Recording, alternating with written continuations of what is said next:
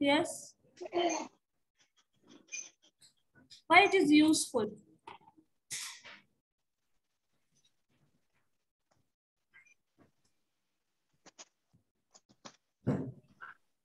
Tell me. Last class में हमने data representation ही पढ़ा था ना? So why it is useful? How it is useful?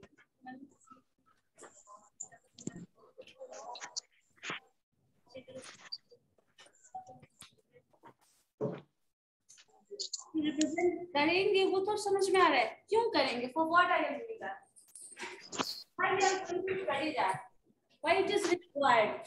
These are the basic questions. Ma'am, yes.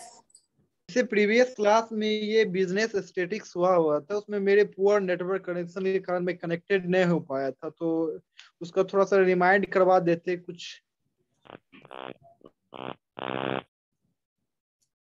पहले तो मुझे सब लोग का कैमरा ऑन नहीं दिख रहा है, पहले वो कर लो.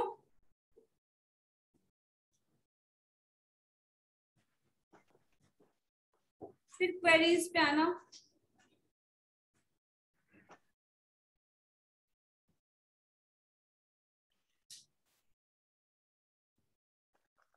सुष्मिता सिंह.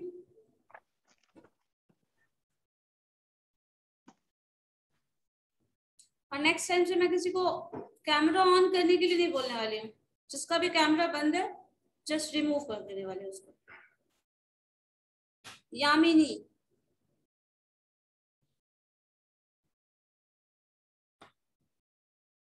चलो बताओ आप कहाँ थे? हाँ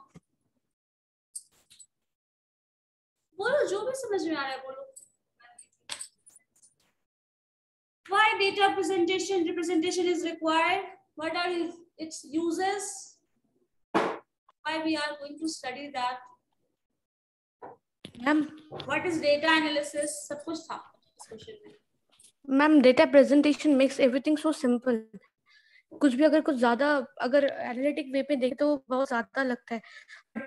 जब हम उसे डेटाली जैसे कि ग्राफ्स के थ्रू प्रेजेंट करते हैं तो वो बहुत सिंप्लीफाइड लगता है. उसे सॉल्व करना और उसे समझना भी. सॉल्व करना भी आसान है और वो नॉन मैथमेटिकल पर्संस के लिए भी समझना आसान है, क्योंकि इन टर्म्स ऑफ नंबर्स आप हर जगह दिखा रहे हैं. सपोज आपके पास, सपोज आप प्रीवियस 5 इयर्स का मार्क्स या फिर ग्रोथ, इकोनॉमिक ग्रोथ शो कर रहे हैं, जब ग्राफ में शो करेंगे तो वो विजिबल होगा. जिसको मैथमेटिक्स का नंबर्स नहीं पता, 5000 है कि 5 करोड़ है, 5 क्या है नहीं पता, सपोज नंबर्स में हमें नहीं पता, तो अगर उसको ग्राफिकली रिप्रेजेंट करते हैं तो जिसको मैथमेटिक्स नहीं पता, जिसको नंबर नहीं पता, जिसको काउंटिंग भी नहीं आता हो सपोज, वो भी देख के समझ सकता है, क्योंकि ग्राफ कुछ ऐसा जा रहा है. सपोज ग्राफिकली रिप्रेजेंट करें तो ये कुछ ऐसा ग्राफ है, ये इससे ज्यादा ऑब्वियस सी बात है, ये जो भी टर्म होगा this is less than this one. तो ये आराम से हम कंपेयर कर सकते हैं. इसके लिए डेटा रिप्रेजेंटेशन ज्यादा जरूरी है या नहीं? क्योंकि ये नॉन मैथमेटिकल पर्सन के लिए सबसे ज्यादा यूजफुल है. और हमारा जो भी मोटिव होता है, हमारे इंफॉर्मेशन को एक्सपैंड करना, लोगों को अवेयर करना. सो ये बहुत ज्यादा कंक्लूजन के, अगर आपको कल कुछ कंक्लूजन तक पहुंचना है तो उस कंक्लूजन तक पहुंचने में बहुत ही ज्यादा हेल्पफुल होगा अगर वो इन टर्म्स ऑफ नंबर ना होगा, इन टर्म्स ऑफ ग्राफ हो. जैसे आप कुछ भी कोविड के केसेस वाला देख लो, बहुत ज्यादा बढ़ रहा है, सपोज यहाँ है कुछ भी नहीं है, सो एकदम से अगर जा रहा है तो क्या होगा? आप कंक्लूड कर पा रहे हो यहाँ बहुत ज्यादा है, इस पर्टिकुलर सिचुएशन में जो भी अप्रैल मई में था, सपोज ऐसा कुछ ले लो, और इससे कम हो जा रहा है, सपोज यहाँ बहुत कम है, नेग्लेक्सिबल है, ऐसा केस है, बता सकते हैं. जो सेंसेक्स का ग्राफ वगैरह देखते होंगे, आगे बढ़ रहा है घट रहा है, सो ग्राफिकली रिप्रेजेंट करने में क्या होता है, आप हर अमाउंट को, नंबर को, सपोज इस चीज को सोचो, आपको मैथमेटिकल पर्सन है, सपोज आपको नंबर्स भी बहुत अच्छे से समझ में आता है, बट आप उस नंबर को पढ़ेंगे, कहीं 5000 हो सकता है, कहीं 15 हो सकता है, कहीं 75 हो सकता है. सो आपको numbers, each and every figure को देखना पड़ेगा ध्यान से, तब आप बता सकते हैं कहाँ पे हाईएस्ट जा रहा है, कहाँ लेस है. लेकिन ग्राफिकली आप बहुत आराम से इंटरप्रेट कर लेंगे. ठीक है, तो ये बहुत ज्यादा यूजफुल होता है टू रिप्रेजेंट, बिकॉज इससे कंक्लूजन निकालना बहुत ही सिंपल है, and it is also useful for non mathematical persons, जो कि सबसे ज्यादा इंपॉर्टेंट है. ठीक है, कंक्लूजन निकालना, इंटरप्रेट करना हो सकता है उनके लिए मुश्किल हो, बट उसको स्टडी करना उनके लिए मुश्किल नहीं हो. सो इसलिए हम लोगों को डेटा रिप्रेजेंटेशन बहुत ही ज्यादा इंपॉर्टेंट है हमारे लिए, ठीक है। इसके बाद क्या था, डेटा एनालिसिस क्या है? So please tell me anyone what is data analysis. क्योंकि बहुत सारा कुछ हम लोग इंट्रोडक्शन क्लास में शुरुआत में ही डिस्कस कर चुके थे। लास्ट क्लास में इसका प्रेजेंटेशन बताया था मैंने, तो पहले ये तो समझ में आ जाए आप लोगों के पहले कितना पढ़ा। सो डेटा एनालिसिस क्या है? What is data analysis? What do you mean by data analysis? Presentation of data is data analysis only. Only presentation is data analysis.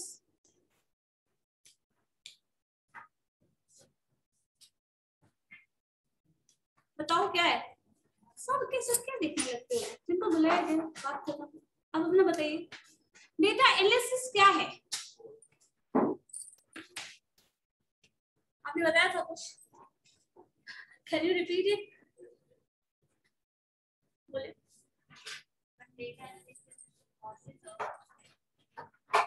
Process of okay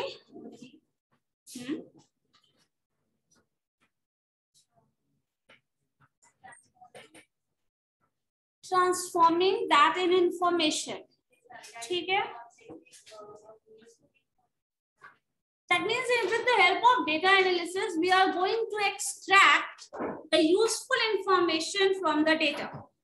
ठीक है, यही है ना in short अगर बोला जाए। So data analysis is a kind of analysis with the help of which we are going to extract some information about the data. That's it. So data analysis एक word जितना आसानी से आप represent और explain कर दिए, क्या ये उतना आसान है कर पाना? This is a very complex process. पहले तो आपको डेटा को completely study करना पड़ेगा, then you are going to form and follow. ठीक है, कोई बात नहीं, आप यहाँ सुन रहे हो ना? हाँ ठीक है। So आप पहले तो अरेंज करोगे डेटा को, बहुत सारा इंफॉर्मेशन है, डेटा है पूरा, मान लो पिछले 25 साल का पूरा डेटा यहाँ पे पूरा बोर्ड पे लिखा हुआ है। कंक्लूजन कुछ निकालने के कंडीशन में होंगे क्या? आप अपने सपोज आप अपना प्रीवियस रिकॉर्ड देख लो। सबसे अच्छा एग्जांपल है खुद का, जब आप पढ़ना शुरू किए थे क्लास एलकेजी यूकेजी, वहां से उठाओ, ईच एंड एवरी सब्जेक्ट में जो मार्क्स आया था सबको यहाँ पे बोर्ड पे लिख दो। हो सकता है किसी को, हो क्या सकता है 100% श्योर है किसी को कुछ भी समझ में नहीं आएगा कि उस डेटा का क्या इंफॉर्मेशन और क्या यूज है क्या आ जाएगा? नहीं है, क्योंकि हम इंटरप्रेट करने के कंडीशन में ही नहीं होंगे। सारे के सारे हर पेपर का मार्क्स लिखा हुआ है आपका बोर्ड पे और आपकी कॉपी में ही लिखा हुआ है, लेकिन कुछ भी कंक्लूजन निकालने के कंडीशन में हम नहीं होते। सो यहाँ पे कुछ ना कुछ क्राइटेरिया डिवाइड करना पड़ेगा। कोई पर्टिकुलर सब्जेक्ट ले लो, उसके अकॉर्डिंग उसको अलग अलग पहले टेबुलर फॉर्म में डिफरेंशिएट करो, फिर उसके रिजल्ट्स को एनालाइज करो, ग्राफिकली रिप्रेजेंट करो। सपोज मैथ्स का मार्क्स कैसा था, इंग्लिश का मार्क्स कैसा था, तो किस तरह का ग्राफ फॉलो कर रहा था, तो ये आप ग्राफिकली उसको शो करेंगे तो हो सकता है कुछ इंटरप्रेट करने के कंडीशन में आ जाए। और उन सारे सब्जेक्ट के पेपर को एनालाइज करने के बाद ये भी बताया जा सकता है कि कौन से पेपर में आपका इंप्रूवमेंट बहुत अच्छा रहा था, कौन से पेपर में इंप्रूवमेंट बिल्कुल भी नहीं था, या फिर कहाँ पे आप डिटोरिएट कर रहे थे, बताया जा सकता है। सो ये पूरा एक कॉम्प्लेक्स प्रोसेस है जिसमें आप बहुत डीपली डेटा को स्टडी करते हैं, देन कुछ एनालाइज करते हैं, और उस एनालिसिस के बाद सबसे लास्ट टर्म जो होता है that is conclusion, which is very much important. Conclusion अगर थोड़ा भी पॉइंट से डिस्ट्रैक्ट हो जाए तो आपका पूरा का पूरा प्लान, जो भी स्टडी किया है या फिर जो भी फ्यूचर प्लानिंग करने वाले, सब कुछ कोलैप्स कर जाएगा। अगर हम कंक्लूजन निकाल लें और कुछ भी मिसकंक्लूड कर ले तो जो रिजल्ट होगा वो बहुत ज्यादा मीनिंगफुल नहीं होगा और बहुत ज्यादा यूजफुल भी नहीं होगा, ठीक है। सो ये हमारा पूरा डेटा एनालिसिस का यूनिट था। उसमें हमने लिया पहले data, then representing that data, जो कि हमने लास्ट क्लास में किया था, जिसको रिप्रेजेंट करने के लिए bar graph, histogram. Bar graph क्या था, कोई बता सकते हैं? What is bar graph? वो वाला क्या हवा में दिख रहा है? कैंडल वाला बार ग्राफ है। ये बार ग्राफ है या फिर कुछ और है? बार ग्राफ है। और अगर हम हिस्टोग्राम बोले उसको तो मैम हाँ बोलो। Comparison between two data. तो कंपेयर, जब कलर सेम दिख रहा है तो बार ग्राफ नहीं है वो। अगर हम इसको इस तरह से ना रिप्रेजेंट करके अगर ये रिप्रेजेंट करते हैं तो अलग अलग कंपनीज का, तो वो बार ग्राफ है। लेकिन अगर दोनों को सेम वे में रिप्रेजेंट करते हैं तो वो बार ग्राफ नहीं है। और अगर दोनों को सेम वे में रिप्रेजेंट किया जाए तब भी वो बार ग्राफ हो सकता है, but there should be gap between them. So ये गैप अगर नहीं है तो दिस इज हिस्टोग्राम, जो कि पहले था ये वाला केस। सो ये हिस्टोग्राम है।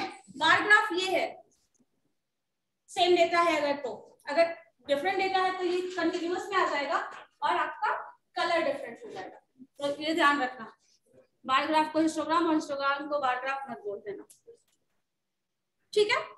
अब अगर मान लीजिए आपने बार ग्राफ, एक फ्रीक्वेंसी पॉलीगॉन भी है शायद, जो आप सेंसेक्स में ग्राफ देखते हैं ना, दैट इज फ्रीक्वेंसी पॉलीगॉन।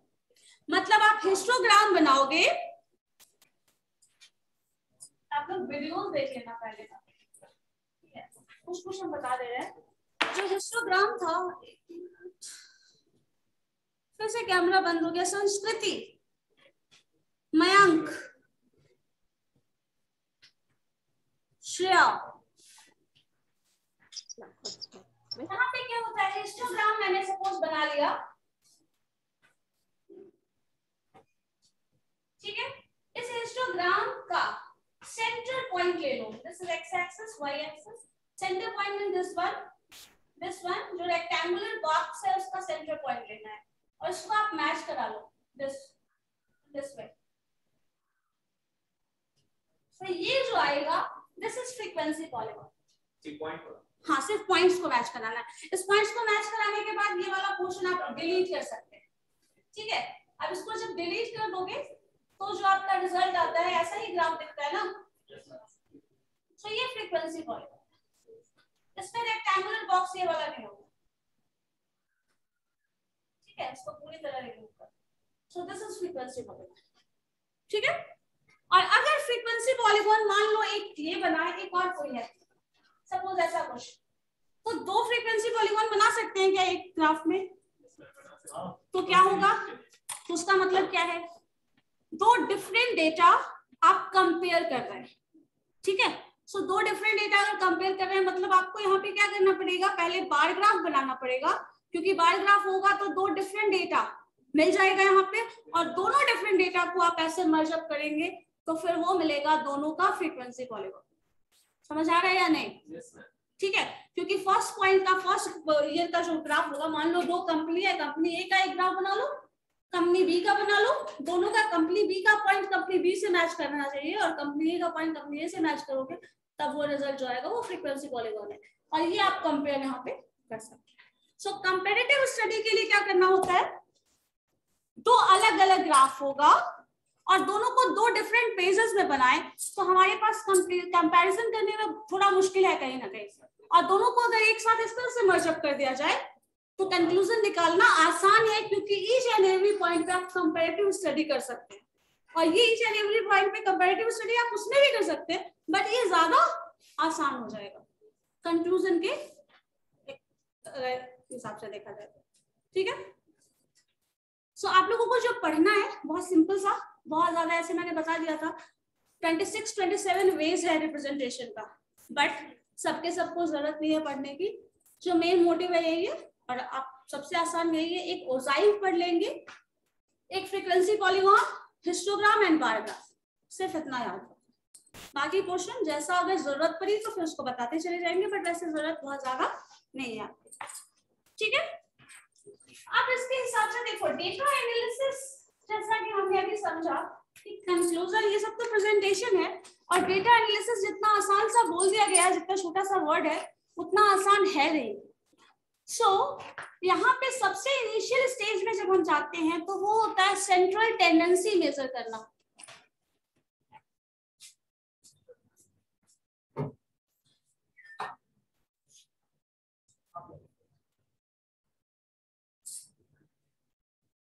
सो यहाँ पे क्या था, डेटा एनालिसिस में सबसे पहला जो तरीका था वो था सेंट्रल टेंडेंसी।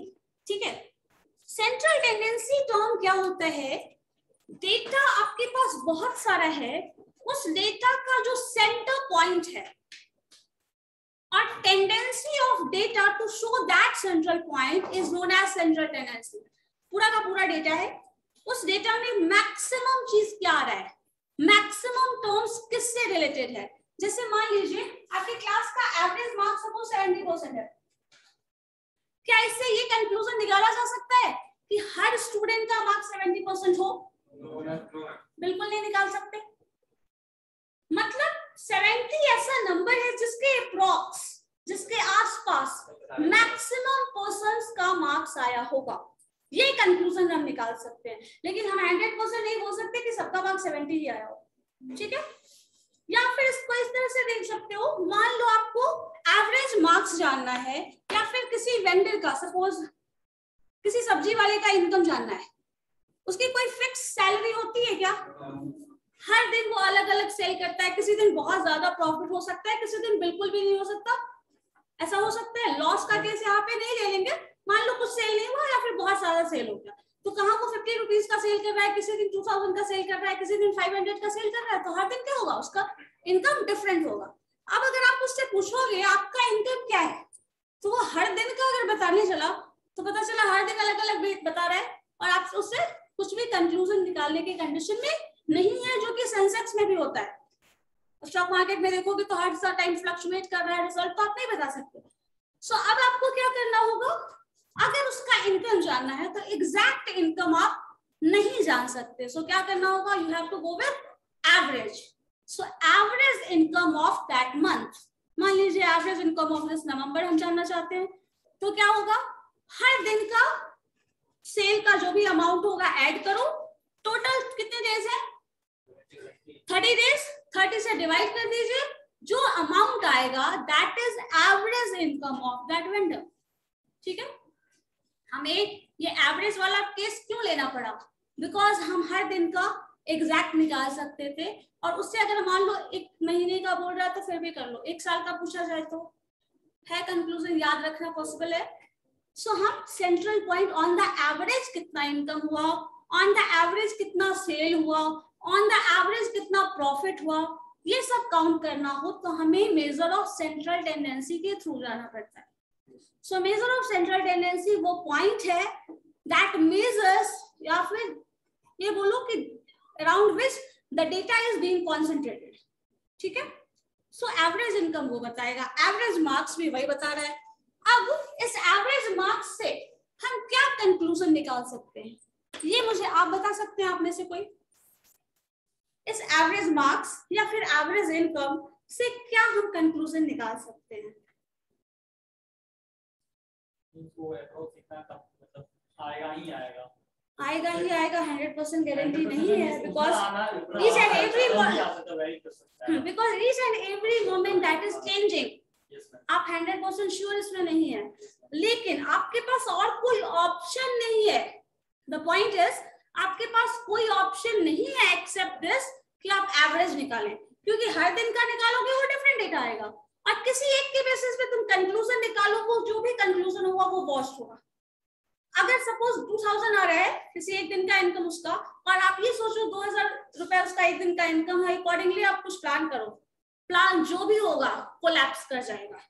किसी दिन उसका 50 रुपीज इनकम है और आप उसके बेसिस पे कुछ कंक्लूड करो, वो भी बहुत ज्यादा फ्रूटफुल नहीं होगा, उससे कहीं ज्यादा उसका इनकम हो सकता है, सो यहाँ पे फ्रूटफुल नहीं होगा। सो ऑप्शन ही नहीं है हमारे पास, हम ऐसा कर ही नहीं सकते किसी एक दिन का कंक्लूजन लेके उसके बेसिस पे रिजल्ट निकाल दे, या फिर जो भी कंक्लूड करना है, जो भी इंटरप्रेट करना है कर सके, ऐसा नहीं कर सकते।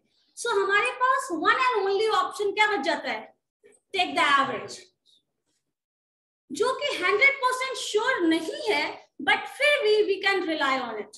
100% एक्यूरेसी कभी नहीं होगी, बिकॉज जितने भी स्टैटिस्टिकल मेथड है जहां वेरिएबिलिटी होता है ईच एंड एवरी सेकेंड, वो 100% श्योरिटी कभी नहीं देता। ठीक है, लेकिन कुछ प्रोबेबल लिमिट है जिसके बेसिस पे आप कुछ ना कुछ कंक्लूजन निकाल सकते हैं, और वो फ्रूटफुल हो सकता है। जो जो कि एनालाइज करके कोई भी इन्वेस्टमेंट करता है या फिर कोई बिजनेस शुरू कर रहे हो तो आप मार्केट जानते हो किस तरह का सेल हो सकता है। जैसे फेस्टिव सीजन में कुछ पर्टिकुलर फेस्टिवल के अकॉर्डिंग दीपावली में जैसे कैंडल्स का सेल बढ़ जाएगा, ये पता है, तो आप उसके बेसिस उसका जो भी इन्वेस्टमेंट करना है उसमें कर सकते हो। सो इस तरह से आप कंक्लूड कर सकते हैं, बट 100% गारंटी नहीं है। सो कभी भी 100% श्योर किसी भी स्टैटिस्टिकल मेथड, कभी भी डेटा एनालिसिस पे बिल्कुल मत होइएगा, ठीक है? कभी भी 100% नहीं होगा वो। 90% एक्यूरेट हो सकता है, टिल 99% हम ले सकते हैं, बट 100% एक्यूरेसी की गारंटी नहीं है, बिल्कुल भी नहीं है, ठीक है? अब देखो सेंट्रल टेंडेंसी हमारा ये है, इस चीज का एक बेस्ट एग्जांपल ये देते हैं। मान लीजिए आपकी हाइट 6 फीट है, गंगा नदी में जा रहे हैं, पानी बहुत ज्यादा नहीं है, तो ऑन द एवरेज सपोज कोई बोल दे कि average depth of that river is 5.6, ठीक है? तो आप अगर उससे ये कंक्लूजन निकाल लें कि हम तो 6 फीट के हैं, हम तो पानी में डूबेंगे ही नहीं, तो क्या ये रिलायबल होगा? हो सकता है कहीं वो 7 फीट गड्ढा हो और कहीं हो सकता है 2 फीट हो, कहीं 1 फीट हो सकता है। On the average that is 5.6, लेकिन आप 100% अगर ये मान के चलिए हम तो 6 फीट के, हम तो नहीं डूबने वाले, तो ये जो भी कंक्लूजन होगा वो बहुत ही ज्यादा रिस्की होगा। मतलब इन दैट केस आपको एवरेज नहीं बचाने वाला, कितना भी आप मैथमेटिकल कैलकुलेशन कर ले वो आपके लिए रिलायबल नहीं है। तो इसी चीज से आप समझ सकते हो जो भी स्टैटिस्टिकल मेथड या फिर जो भी डेटा एनालिसिस के लिए टेक्निक आप यूज कर रहे हैं, दैट इज नॉट 100% एक्यूरेट, ठीक है? बट हमारे पास ऑप्शन नहीं है और हम लोग क्या चाहते हैं, प्रेजेंट में फ्यूचर एस्टिमेट करना चाहते हैं। सो हमारे पास और कोई ऑप्शन नहीं है एक्सेप्ट दैट, ठीक है? क्लियर है ये? चलो लिखो इसी चीज को, सेंट्रल टेंडेंसी को डिफाइन करो।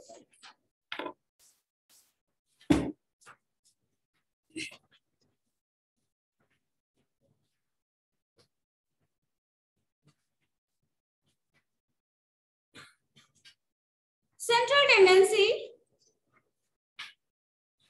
is the tendency of data. Central tendency is the tendency of data to concentrate. Central tendency is the tendency of data to concentrate at the central point. At the central point of the data.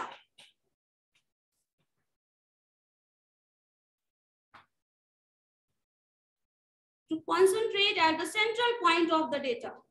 ठीक है? Clear है? Tendency to concentrate at central point of the data. There are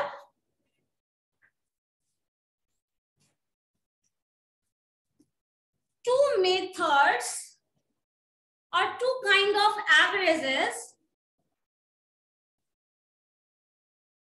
central tendency को बीच में bracket में चाहो तो average भी लिख सकते हो, ठीक है? So there are two methods to find the average of data.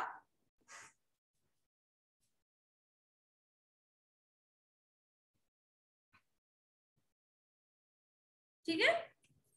First one, number 1,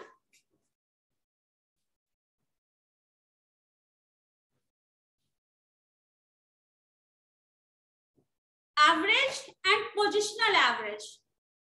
Simple average and positional average. Simple average और positional average कर लो, ठीक है? So simple average और positional average में देखिए पहले average क्या है. So average हमने यही 70% मार्क्स था on the average. Depth of river जो था 5.6 वो था, या फिर मार्केट का जो भी स्टॉक चेंज हो रहा है ऑन द एवरेज ऐसा रिटर्न है, ये सब कुछ ऐसा कुछ हुआ. सो ये एक एवरेज टर्म है जो हम इन टर्म्स ऑफ डेटा निकाल सकते हैं, जो सिंपल एवरेज है वो निकाल सकते हैं. और दूसरा एक है positional average. So position word तो बहुत क्लियर है. पोजिशन क्या है? पर्टिकुलर पॉइंट, उस पॉइंट के रेफरेंस में आपका क्या रिजल्ट है. सपोज इसको ऐसे कंपेयर कर सकते हो, मान लो कोई दो फ्रेंड हो या फिर घर में भाई बहन है, उन दोनों का कंपैरिजन किया जा रहा है मार्क्स का. सो आपके रिस्पेक्ट में उस मार्क्स या तो ज्यादा होगा या तो कम होगा। एग्जैक्टली सेम होने के चांसेस बहुत ही कम है, रेयर मान सकते हो, 0.0001% ऐसा कुछ होगा। या तो आपके रेफरेंस में उसका निकालते हैं तो ज्यादा होगा या तो कम होगा। एक पर्टिकुलर पॉइंट या फिर ऐसा मान सकते हैं पूरे क्लास में ऐसे स्टूडेंट्स को डिवाइड कर लो जहां पे 0 100 इसी के रेंज में मार्क्स का परसेंटेज आएगा। 50 इज द मिड पॉइंट। कितने स्टूडेंट हैं जिनका मार्क्स मोर देन 50% आया है? मोर देन 50% किस सेक्शन में आएगा? इस सेक्शन में। और कितने परसेंट है जिसका लेस देन आया है? ये section. 50 is the midpoint of this whole data या फिर मार्क्स रेंज, जिसके रेफरेंस में आप इससे कम या इससे ज्यादा को डिफाइन कर रहे हैं। या फिर कुछ ऐसा मान लो किसी कॉम्पिटिटिव एग्जाम्स की बात कर रहे हैं तो एक पर्टिकुलर 60% 70% मार्क्स है वही अप्लाई कर सकता है, तो ये पर्टिकुलर पॉइंट होगा 70%। इस 70% से ज्यादा वाले लोग इधर आ जाएंगे, कम वाले इधर आ जाएंगे। ये पॉइंट पोजिशनल एवरेज जो है वो बताता है this is a particular point that is dividing the data in 2 equal parts. अगर वो 2 इक्वल पार्ट्स में डिवाइड कर देता है then that is median. Position मतलब ये बताना चाह रहे हैं एक पर्टिकुलर पोजीशन ले लो, जैसे इस पूरे क्लास को डिवाइड करना है 2 इक्वल पार्ट्स में, क्या होगा? यहाँ से आप पार्टीशन करें, उधर से मिड पॉइंट से पार्टीशन करें तो इक्वल पार्ट्स में डिवाइड हो सकता है। पोजिशनल एवरेज एक पर्टिकुलर पोजीशन बताएगा जिसके बेसिस पे आप एवरेज निकालेंगे। और सिंपल एवरेज जो है वो वही है sum of numbers divided by total number of days या फिर जो भी है वो होगा। ठीक है, पहले सिंपल एवरेज लिखो।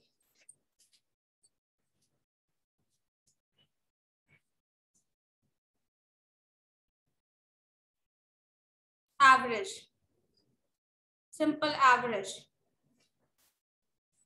लास्ट डे मैंने ये बताया तो नहीं था, चलिए लिखिए, डेटा रिप्रेजेंटेशन बताया, चलिए लिखो एवरेज।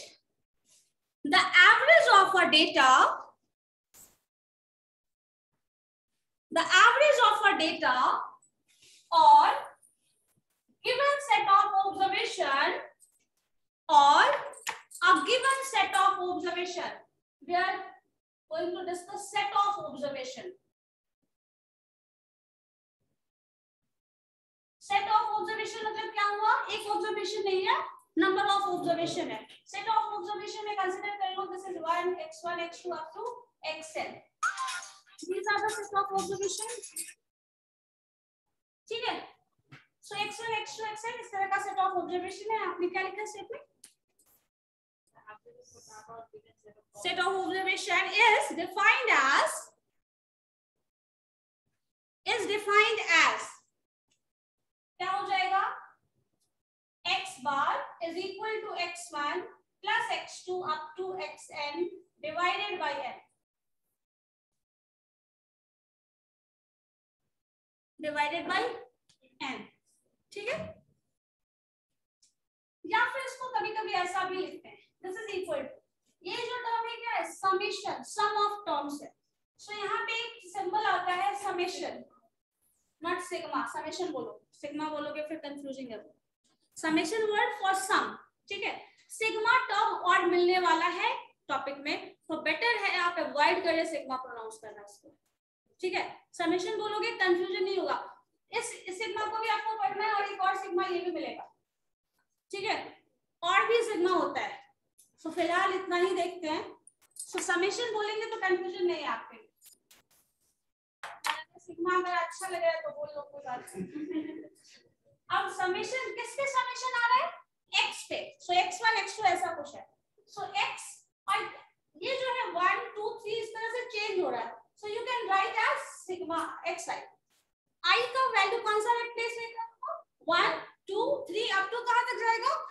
n तक। So we are going to write it 1 i ranges to from 1 to, समझ आया क्या था? सिग्मा जो समेशन आप बोल रहे हैं, समेशन जो साइन डालेंगे वो, ये समेशन x पे ऑपरेट कर रहा है। सो x सब में x है, सो x लिख दिया। ये 1 2 3 चेंज हो रहा है, तो इसको हम i नोटेशन डाल दे रहे हैं और वो i वैरी कर रहा है फ्रॉम 1 टू n। मतलब ये हुआ इसका। मैम हाँ बोलो। ये पूरा बोर्ड दिख नहीं रहा है, थोड़ा सा कैमरा को आप मूव कर लीजिए सर। तो है, ठीक है। अब विजिबल है? ओके ठीक है, क्लियर है? हर एक नोटेशन का आई क्यों डाल रहे हैं ये चीज दिमाग में रखिएगा, ठीक है? सो ये एक्स बार नोटेशन है किसका? अर्थमेटिक मीन का। तो आप एम भी लिख सकते हैं इसको, या फिर अर्थमेटिक मीन। अर्थमेटिक मीन में इस तरह से जोड़ के जो निकाल रहे हैं वो अर्थमेटिक मीन है। तो जितना भी पॉसिबल, जो भी ऑप्शन, जो भी कहीं बुक में आपको लिखा हुआ मिलेगा, ऑलमोस्ट सारा कुछ है। एक्स बार नोटेशन है, एम इज अर्थमेटिक मीन आप बोलेंगे, या फिर कभी कभी नोटेशन में सिंपली एम भी लिख दिया जाता है, दिस इज मीन ओनली, ठीक है? कभी कभी मीन भी लिखा जाता है। तो आप या तो अगर एग्जैक्ट टर्म जा रहे हैं तो that is arithmetic mean, mathematical notation x bar, mathematical formula summation xi by n where I ranges to 1 to n, so almost सारा टर्म है। एम नोटेशन भी कभी कभी डालते हैं तो आप वो भी लिख सकते हैं। क्लियर है? कोई डाउट? श्योर?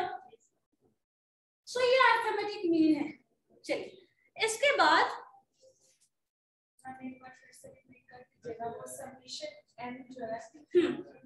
देखो समेशन, यहाँ पे देखो एक टर्म जो दिख रहा होगा जो कि फिक्स है x है, सो यहाँ पे हम समेशन x लिख देंगे, ठीक है?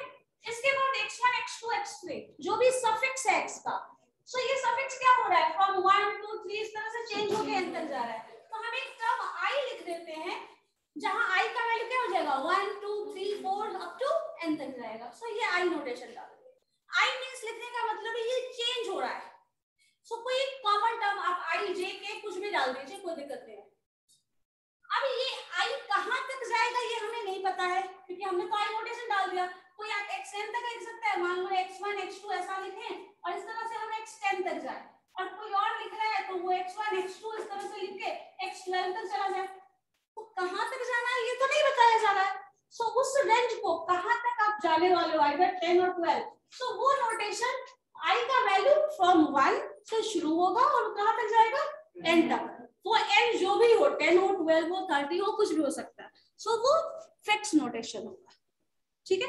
अगर आप ऐसे लिखते हैं तो वो क्लियर नहीं होता कहां तक जा रहा है, ठीक है? वो नंबर डाल दे रहे हैं तो हो जाएगा। जैसे मान लीजिए आपके क्लास का मार्क्स लेना है, तो हम लिख सकते हैं समेशन xi। मैम थोड़ा सा और मूव कर दीजिए कैमरा को।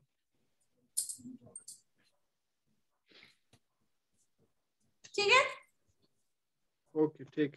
सो xi कितने स्टूडेंट हैं? 40 50 कुछ भी मान लो 50 है।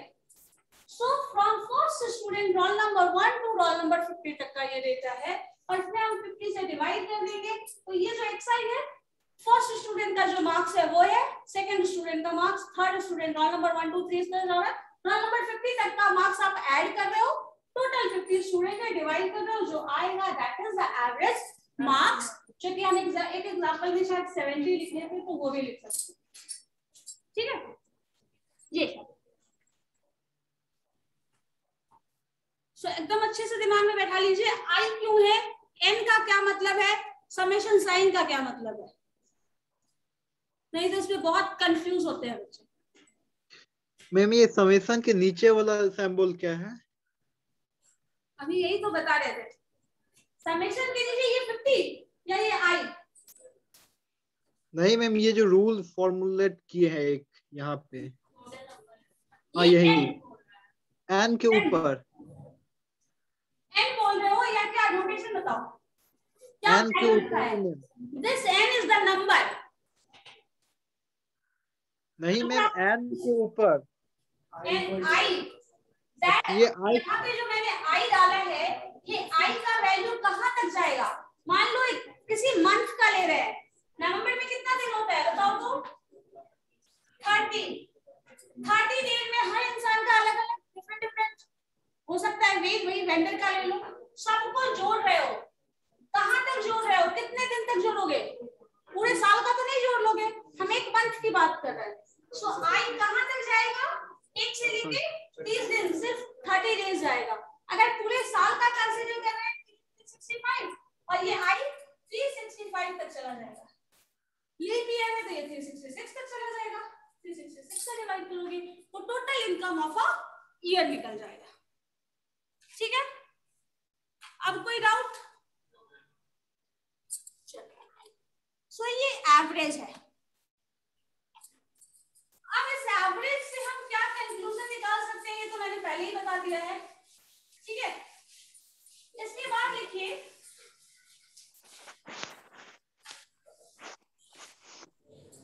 Properties of arithmetic mean. Properties of arithmetic mean. एक मिनट, इसके बाद एक और काउंट कर लो, वो भी बता देते हैं साथ में। कभी कभी क्या होता है, जैसे मान लीजिए हम क्लास के स्टूडेंट की बात कर रहे हैं, कभी कभी ऐसा हुआ है कि क्लास में एक ही मार्क्स 2 स्टूडेंट का आ गया हो, ऐसा होता है, हो सकता है।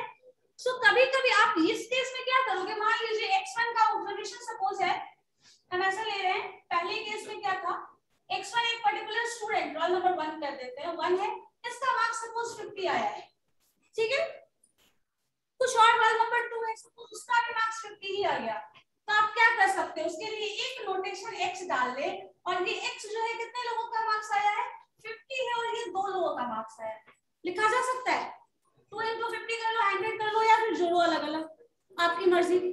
बट करना क्या आसान होगा, ये 2 है तो ठीक है, 100, 1000 ऐसे स्टूडेंट है, और उसमें कुछ मार्क्स रिपीटेड है, सो मल्टीप्लिकेशन करना ज्यादा फ्रूटफुल होगा या फिर एडिशन करना? मल्टीप्लिकेशन ज्यादा इजी है, क्योंकि हर बार आप ऐड करेंगे वही चीज रिपीट होके ऐड हो रहा है, आपने पता नहीं लास्ट टाइम उसको ऐड किया था, क्या किया था नहीं मालूम। सो उस केस में हम क्या करते हैं, ऐसे अगर मल्टीप्लाई कर लिया तो ज्यादा बेटर ऑप्शन, ठीक है।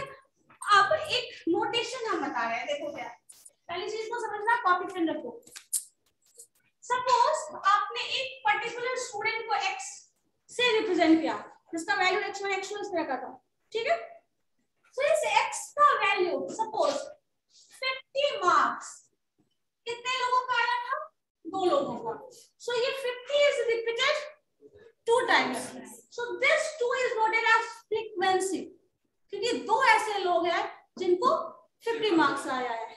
सपोज 60 मार्क्स आया हो किसी का, 5 स्टूडेंट्स का आया हो, सपोज 65 ले लो, 7 स्टूडेंट का आया हो, 70 सपोज 2 ही स्टूडेंट का या 3 स्टूडेंट का आया हो, इस तरह से आया। अब आप क्या करेंगे, इन दैट केस जब आपको एवरेज निकालना हो तो आप अलग अलग जोड़ते, तो फिर वही ऐड करके करते जैसे कर रहे थे वो कर लेते।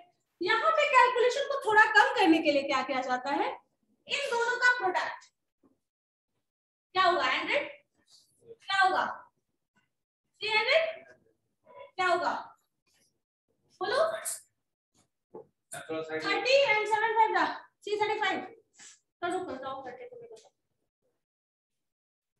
कितना होगा। फोन बंद कर दीजिए बाहर, कितना सिंपल सा कैलकुलेशन, डेटा एनालिसिस में मिल जाएगा कैलकुलेटर, क्या आ जाएगा 455 375 नहीं 445, देखो इसको अगर 454, जस्ट हाँ ठीक है, आपका आंसर सही है।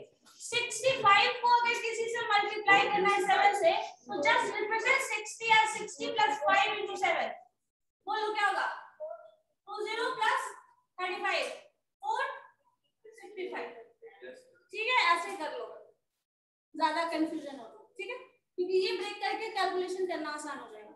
So this is 455, 7 3 210। अब ऐड करो सबको, कितना होगा देखो, 1075, ठीक है, 1065।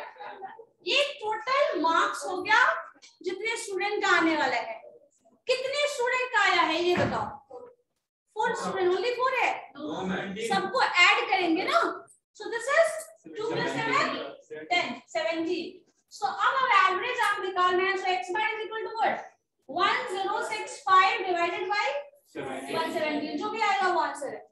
अगर इसी चीज को हम नोटेशन आप सिंबल लिखना चाहें तो x bar तो वही है, मीनिंग है, इसका क्या करोगे, fx है, सो fx का टोटल सम कर रहे हो ना, so this is summation of what, fi xi, this is xi fi ऐसे लिख सकते हो, so this is summation fi xi divided by summation of what?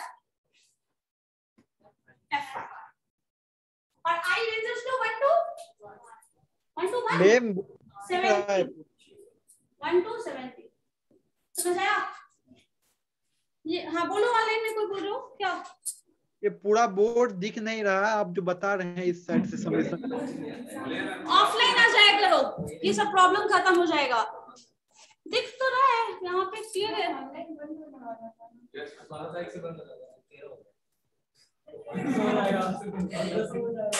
ठीक है, वो नोटेशन होगा। सो अगर सिंबॉलिक फॉर्म में लिखना है तो x bar is equal to summation fi xi divided by summation fi, ये होगा। ठीक है, क्लियर है? ये कब होगा? जब डेटा इस तरह का होगा।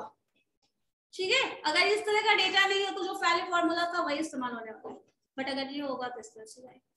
क्लियर है? अभी क्लियर है? ठीक है, आप बोल लीजिए जितना बोलना है। जब हम पूछना शुरू करेंगे तो फिर मुझे कोई भी डाउट नहीं आना चाहिए, तब आप क्वेश्चन मत शुरू करना। अभी आप फ्री हो, जितनी जो भी पूछना है, जितनी बार पूछना है पूछ लो। जब आप पूछना शुरू किए तब आपकी तरफ से क्वेश्चन नहीं होना चाहिए। ठीक है, तब अच्छे से ये चीज दिमाग में रखिए। ठीक है, सो ये फॉर्मूला। अगर इसी चीज को, तो इस तरह का जो डेटा होता है इसको ग्रुप्ड डेटा बोल देते हैं। ठीक है, ग्रुप्ड कहने का मतलब ये है कि ये दोनों अलग अलग हम ना लिखकर एक साथ मिक्स कर दिए, मर्ज अप कर दिए। 60 इतने लोगों का आया तो ग्रुप्ड फ्रीक्वेंसी डेटा हो गया, और पहले वाला जो था वो अनग्रुप्ड था, क्योंकि ग्रुपिंग नहीं करके रखे थे, आप अलग अलग इंडिविजुअल का ऐड कर रहे थे और दे रहे थे। सो ये ग्रुपिंग हो गया और वो अनग्रुप्ड है। सो आप लिख लीजिए इसी में, in case of frequency distribution, in case of frequency distribution, the arithmetic mean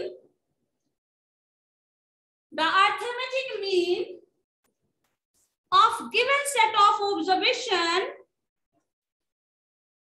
the arithmetic mean of the given set of observation is given as, ये कर लीजिए, given as। ठीक है, ये फॉर्मूला होगा जब फ्रीक्वेंसी डिस्ट्रीब्यूशन, फ्रीक्वेंसी अवेलेबल होगा। ठीक है, स्टेटमेंट बताओ शुरू में क्या लिखे हो?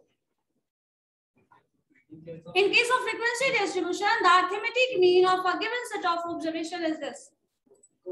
mean। यहाँ पे 100, ये 17 मत करना, n कर देना। ये 17 फिक्स नंबर के लिए हो गया, ये n हो जाएगा फॉर दैट n, जो भी n का वैल्यू। ठीक है, जो जनरल नोटेशन। ठीक है, और अगर इसी को टेबुलर फॉर्म में देखना है तो ये जो नंबर आपने इंडिविजुअली लिखा है इसको क्या लिखेंगे? इसी चीज को बस हम बता दे रहे हैं नोटेशन में। This one is x1, this is f1 होगा, फ्रीक्वेंसी ऑफ फर्स्ट x1, ये x2 frequency f2, x3 frequency f3, इस तरह जाएगा, और fn लास्ट में xn फ्रीक्वेंसी क्या हो जाएगी? fn। So this is summation of frequency fi, I reduces to 1 to n, and this is summation fi xi, I reduces to 1 to n. So this is what?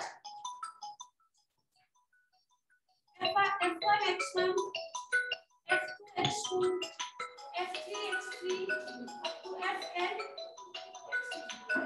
ठीक है, ये भी लिख लो। ठीक है ना, क्लियर है? सो दोनों फॉर्मूला, डेटा किसमें किस तरह का गिवन होगा मैंने वो भी बता दिया।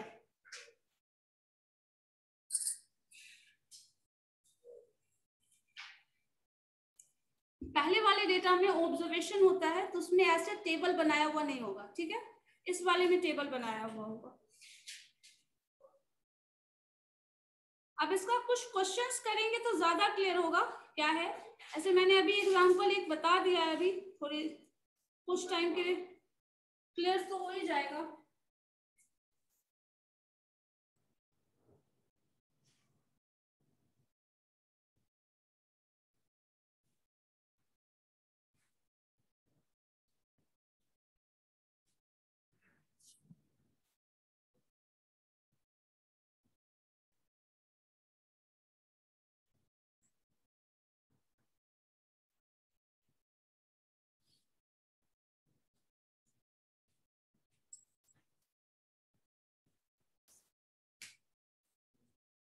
और ये दोनों फॉर्मूला बता क्या रहा है, मीन, सेंट्रल टेंडेंसी। सो डेटा कितना कॉन्सेंट्रेटेड है और जो कॉन्सेंट्रेटेड पॉइंट है वो क्या है। सो ये सिंबॉलिक फॉर्म हो गया। इसके जस्ट पहले मैंने बताया था वो न्यूमेरिकल नंबर, मतलब इसमें किस तरह का नंबर होगा वो भी होगा। क्लियर है ना, कोई डाउट नहीं अभी तक। चलो अब आप लोग को अगर कुछ पूछना है तो बताओ, जो अब तक पढ़े हैं उसमें से, क्योंकि फिर नेक्स्ट टॉपिक शुरू करेंगे तो फिर वो खत्म नहीं हो पाएगा। तो अब अगर आपको कुछ पूछना है तो ठीक है।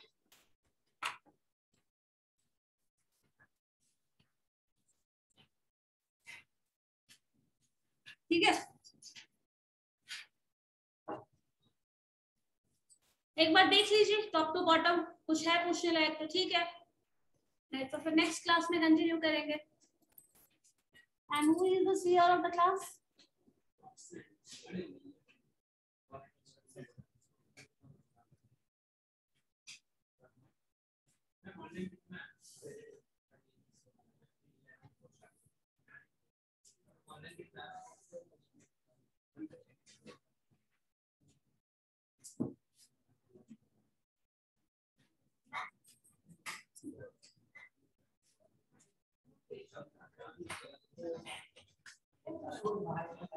ठीक है, क्या तुम लोग करने लगते हो?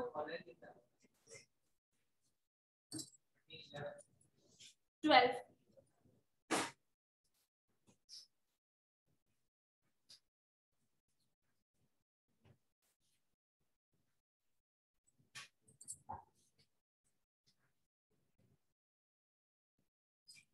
अभी फिर क्लास क्योंकि है अभी आपकी?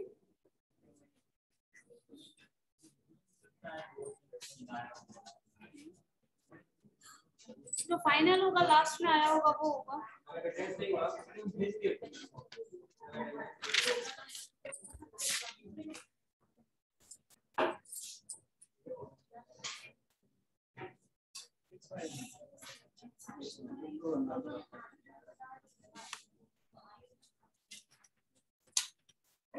चलो ठीक है, फिर नेक्स्ट क्लास में करेंगे। ओके।